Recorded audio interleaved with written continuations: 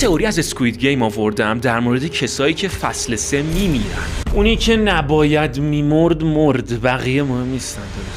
ببین در حال حاضر خب کمتر از نصف بازیکن‌ها زنده‌ان. شاید باور نشه ولی من میدونم که کیا قراره فصل 3 بمیرن. کیا میمیرن؟ ببین چند روز پیش بله بازیگرای اسکوید گیم بعد از اینکه فیلم برداری فصل 3 رو تموم کردن یه عکس دست جمعی گرفتن و کلی تئوری میشه از این عکس در آورد. ببین اینایی که میگم میمیرن چون که تو عکس نشسته بودن. یه سری نشسته بودن، یه سری وایساده بودن. کسایی که احتمالاً فصل 3 بمیرن. مأمور پلیس میمیره، داداش پیشرو، بازیکن شماره 207 میمیره، بازیکن 333 میمیره، خود پیشرو میمیره 201 که سونگیهون میکشتش، 388 هم میمیره، متاسفانه 149 میمیره، بازیکن 222 هم احتمالاً میمیره ولی حس میکنم بچه‌شو به دنیا میاره بعد میمیره و کارمند شماره 11 بچه رو به سرپرستی میگیره و بزرگش میکنه. عجب. حالا بازیکنایی که فکر میکنم زنده میمونن. بازیکن شماره 456 خود سونگیهون زنده میمونه و کل جزیره رو با اون بمبایی که تو تئوری قبلی گفتم منفجر میکنه و به بازی‌ها خاتمه میده.